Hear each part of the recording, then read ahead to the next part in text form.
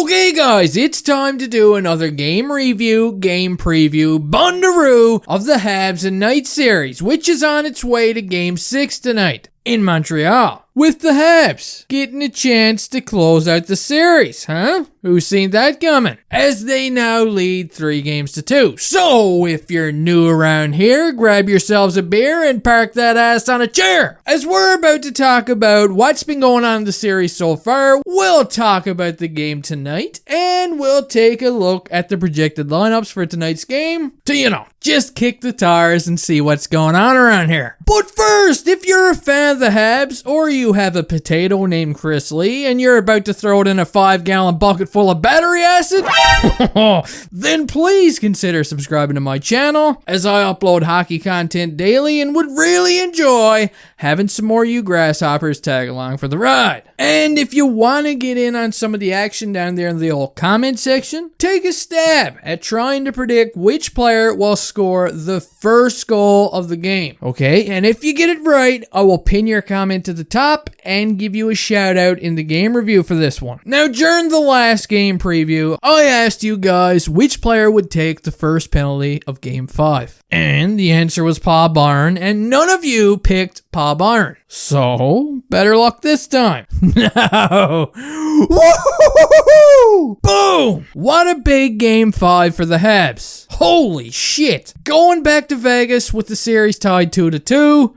They had Carl Grimes getting back into the lineup. The referees got shuffled around a little bit. Things were different. Marc Andre Fleury was back in net, but somehow the Habs defeated the Golden Knights again, this time by a score of 4-1. And what a game by Nick Suzuki. Holy crap. This guy seemed like he was involved in everything that was good. But scoring the first goal of the game, it was Jesperi Kotkaniemi who started things off, opening the score 1-0 off a big rush from Josh Anderson. Yeah, he used his speed, he drove the net. Kotkaniemi beats out the Vegas defenseman to the puck, and boom, he comes in and brings out the garbage. Then we see Nick Suzuki slither his little serpentine ass over the blue line and feed the puck over to Eric Stahl, who gets a quick shot that fools Marc-Andre Fleury, making it 2-0 for the Habs. Cole Caulfield would bury the third goal for the Habs off a slick pass from Scory Scary, and the lone goal for the Golden Knights came from Max Pacioretty, who would also score during the third period off a nice face-off play. And this was his first goal of the series. And I'm just going to say this once, okay? Look out tonight, because that may be just what the doctor ordered for Max Pacioretty. He's a streaky as hell goal scorer. We've seen that for years, huh? He goes missing for a little bit, and then he starts scoring again. So maybe this will wake him up. Who knows? I sure as hell hope not. I don't want to see him score again, but time will tell. And the last goal of Game 5 came from the stick of Nick Suzuki, who scored the empty netter and put the game away. Good stuff.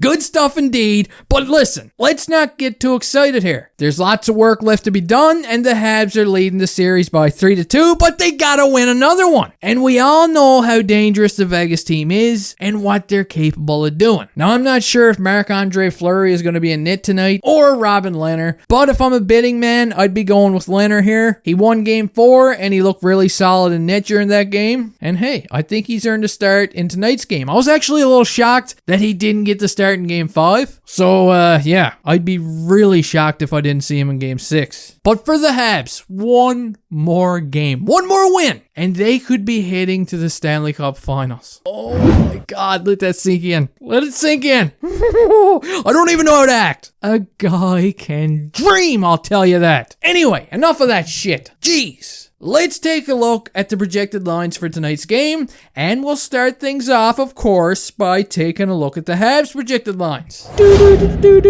Thank you, Whoopi Goldberg. Boom! First up, we've got the Steve Irwin line with Philip Irwin, Arturi Irwin, and Brendan Irwin, who was causing a lot of chaos for the Golden Knights during Game 5. You gotta love it. Moving on to line 2, we've got Nick Suzuki, Tyler Toffoli, and oh my God, I hope that music don't start.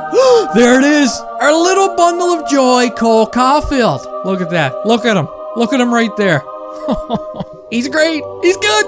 Moving on to line 3, we've got Jesperi Kotkaniemi centering Paul Barn and Josh Anderson. And this line caught fire at the right time. They've been great during this series against the Knights. And let's see if they continue that in Game 6 tonight. The fourth line, we've got the guy who totally redeemed himself, Eric Stahl, centering Yoel Armia. And hey, one of my MVPs up front, Scory Scary, Lloyd and Harry, whatever you want to call them. Moving on to the defense pairings, we've got Big Ben Sherratt paired with Shea Weber as the first unit. For the second unit, we've got Joel Edmondson paired with Jeff Petrie. And for the third unit, who barely plays together at all, we've got Eric Gustafson and Joe friggin' Dirt. Moving on down the line now, let's take a look at the Vegas Golden Knights projected lines for tonight's game. They've got Carl Grimes centering Max Spaghetti and Kidney Stone. Spaghetti did score a big goal in Game 5, and like I said, don't be surprised if this gets him going. And Mark Stone, jeez, that guy is frustrated as hell right now. Moving on to line 2, we've got Little Willie Karlsson centering Jonathan Marchessault and Riley Smith.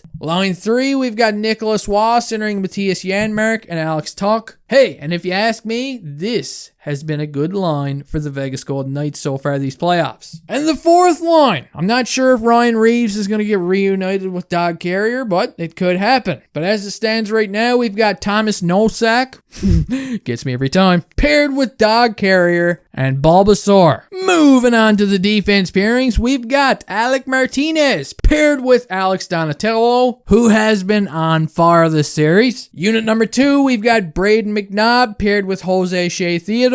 And the third pairing, we've got Nick Holden paired with Zach Whitecloud. So, that's it. That does it. Are the Habs going to close this out in 6 games? Or is it going to take an interesting twist and go back to Vegas for Game 7? I don't know if my nerves can handle something like that. Please God, no. Anyway, that does it for this video. Don't forget to predict which player scores first. It could be a Vegas Golden Knights player. It could be a Habs player. I don't care. Pick your friend that's going to be in the stands, tossing a puck on the ice. Whatever gets in the net first. And hey, I'll see you next time. Go Habs, go. And good luck, Golden Knights fans.